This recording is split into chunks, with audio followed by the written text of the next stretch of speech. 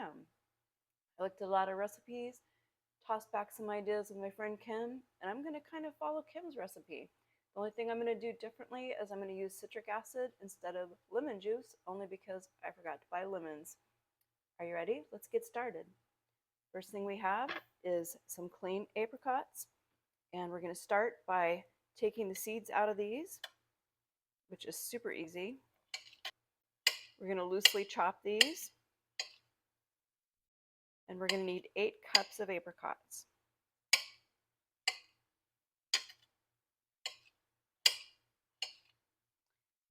We grew these apricots, and they are super ripe, and it's time to do something with them. And I happen to love apricot jam.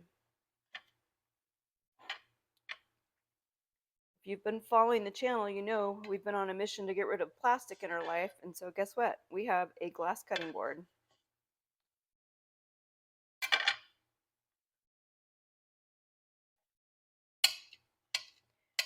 I've never enjoyed watching jars boil, so in order to save time, what I did today is while I was running around busy doing different things that had to be done, I started my jars in boiling water. So our jars have been boiled and they're hot in hot water just waiting for us. And I'm not peeling my apricots. I do not mind having a little extra texture in my jam. You could blanch these if you wanted to peel them easily, but we're not going to do that. We're going to keep it simple.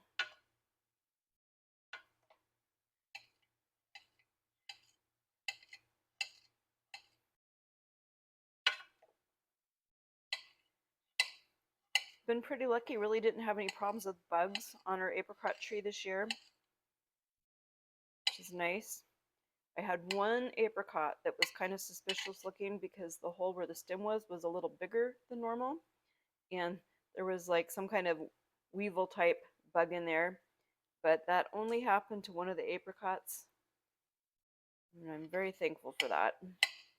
One thing you have to do when you have fruit trees, I like to call it our mini orchard, is you have to keep your eyes open for any type of diseases you might have that could spring up on your trees. Usually your leaves are the first place to look.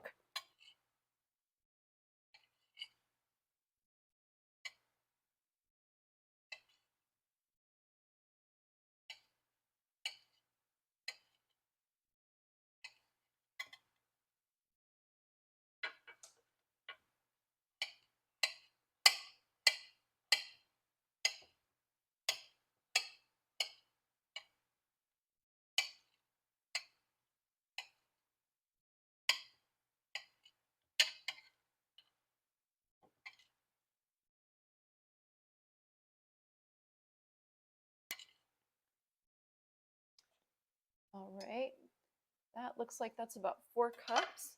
So let's go ahead and put this in our pot on the stovetop. And I'm just using an old Instapot insert. These things are stainless steel, and they have a heavy stainless steel bottom, which is fabulous for canning, making sauces, jams, whatever you might want to make. Well, I guess jams and jellies, because you use a lot. You need a smaller container for that. And there's no reason to heat anything up more than necessary. All right, we just need 4 more cups now.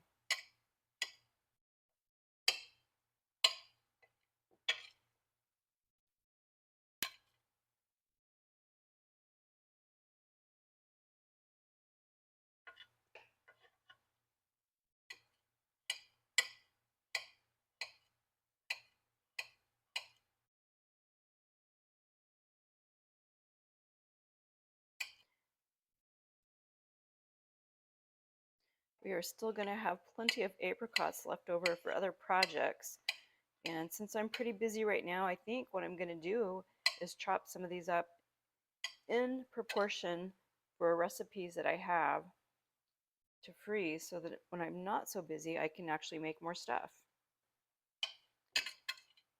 And we'll actually eat some of them fresh too. Speaking of,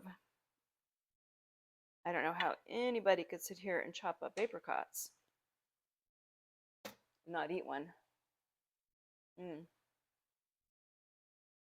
Fresh pick, no pesticides.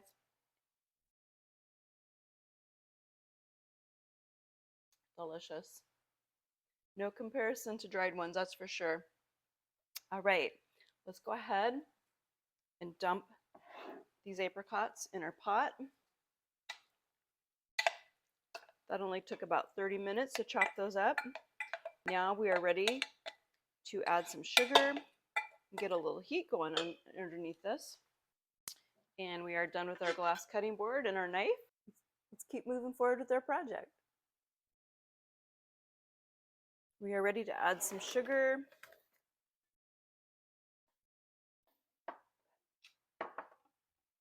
And let's go ahead and get our heat turned on underneath. Let's get our burner turned on. And we're going to use medium heat. We're going to add 4 cups of sugar.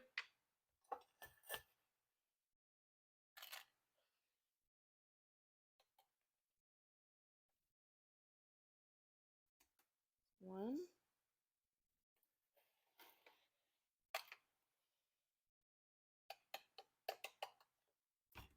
2.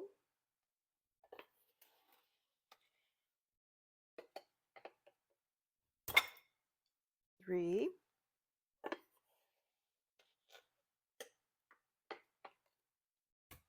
4.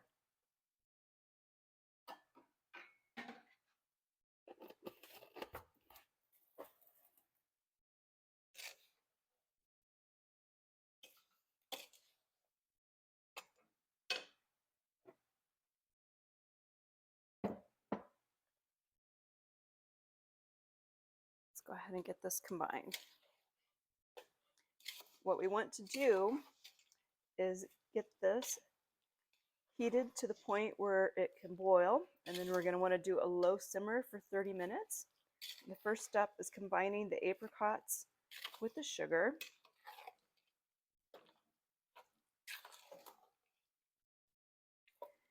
And we're also going to add our citric acid in.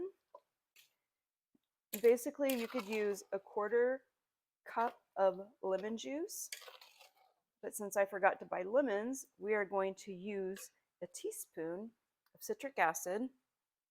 And the lemon juice and the citric acid has no bearing on the flavor. Its whole purpose is for color preservation. So if you don't have lemons or you don't have citric acid, you can still make jam. It just may not hold the color as long. Let's take a look at what a beautiful color this is. See that? Very nice.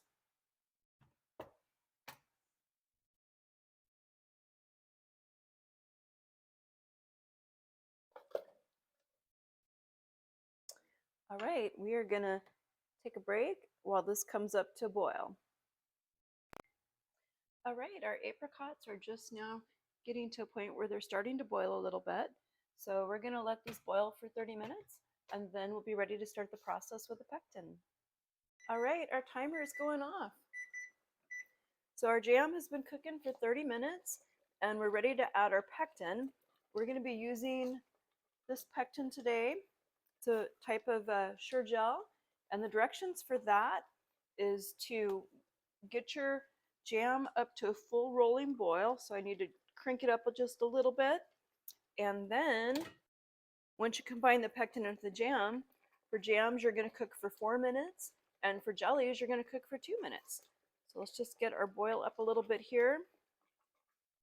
It is splashing a little bit, so we got to be careful. And the thing you have to watch for when you're making jam and jelly is you need to make sure that your volume doesn't increase over the top of your pan. Always be careful about that because you don't want to make the world's biggest mess on your stovetop, and you don't want to burn yourself either. So let's go ahead and get this open and ready. And let's add it in. All right. Let's get this combined. This is definitely hot.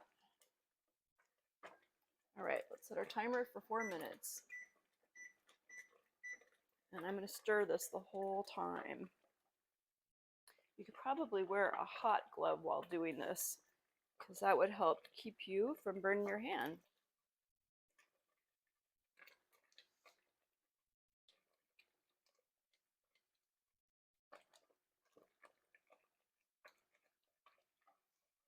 Always be careful when you're working with things that are very thick that are boiling because it's very easy for it to pop and burn you.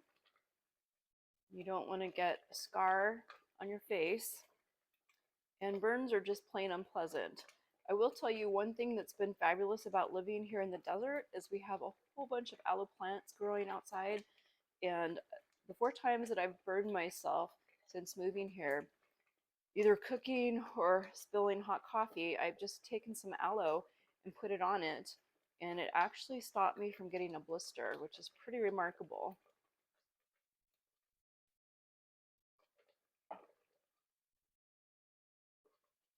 And I have several jars here. I have different sizes, and it's probably more jars than I'm going to need for sure.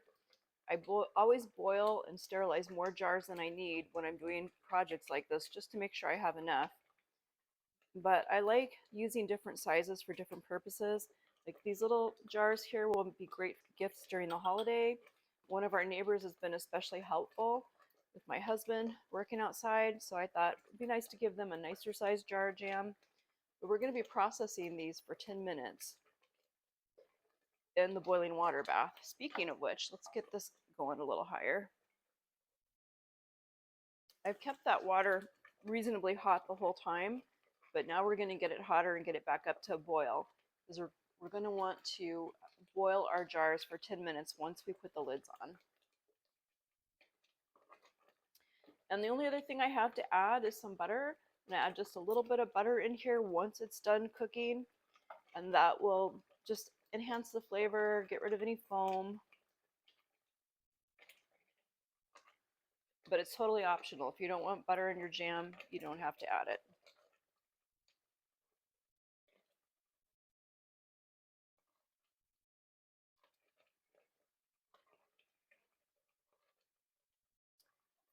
And we are going to be using a soup ladle. I find that to be the easiest as far as like getting your jam out, and a canning funnel is also quite handy. Keeps your jars from being a complete mess.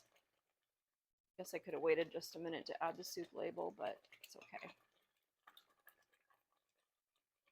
All right, heat off, timer off.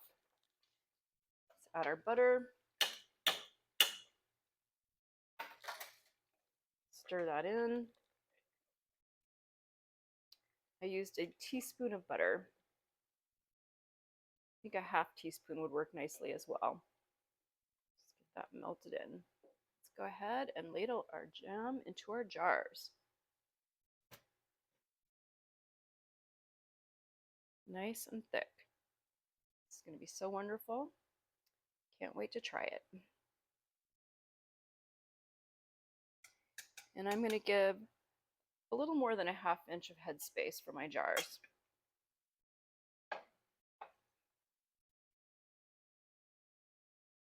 These canning funnels have a nice lip that help you ascertain how much space you've left in the jar too. So basically you don't want to go above the bottom of the lip.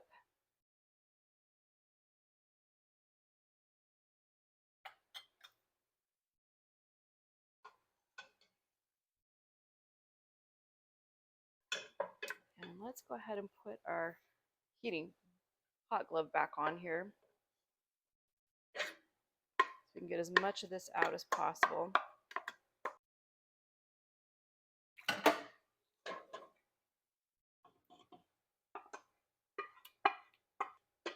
It'll be 3/4 full. I'm really liking these teak wooden spatulas. They have a nice edge on them, so it actually really replaces these spatulas that you use, you know, the plastic ones for scraping, which is nice because we're trying to get rid of plastic in our life. All right, let's move that. The next step is we're going to take our jars and our rims of our jars, and we're going to take some vinegar and wipe the edges. is just make sure that we don't have any sticky jam. It's going to affect the seal.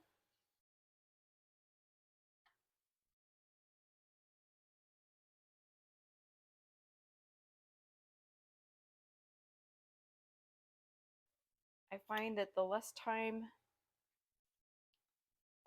if you don't have excessive heat applied, that your jellies and jams set up, and I guess what I mean by excessive heat, I mean going from one boiling process of cooking the jam to boiling it rapidly so that you don't have a long waiting period of it soaking in hot water. So I think that if you have your jars soaking for a long time in hot water, say if you didn't have your water bath hot, then you're more likely to break down the pectin.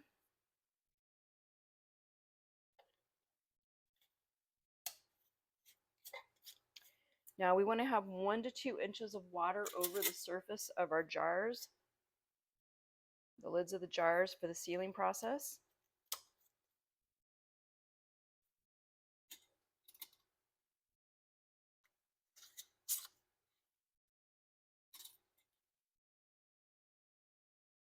Now there are some jam and jelly recipes where instead of doing this water bath process, you actually just put the jam or jelly in your jars, then you turn the jars upside down and allow it to cool, and as it cools, it vacuums the air out of the jar and it seals that way.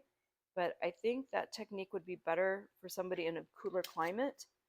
I want any jar that I can to be sealed in a water bath process for long-term storage, because this time of the year our house is about 80 degrees. It's about 100 degrees outside for reference. Oops, okay, that's hot. All right.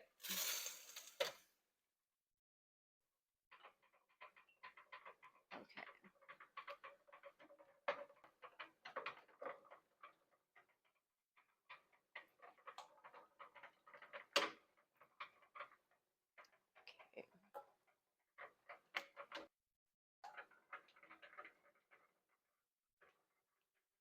All right, let's set our timer for 10 minutes.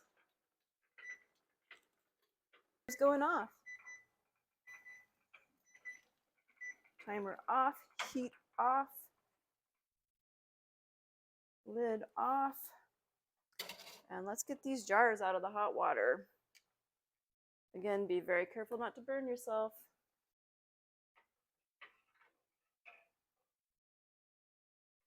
There is so much satisfaction in growing your own fruit and making your own jam with it.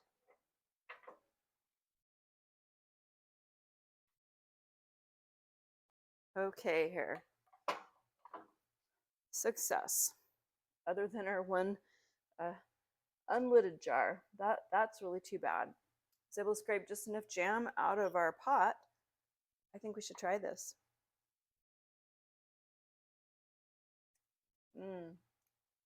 It's really good.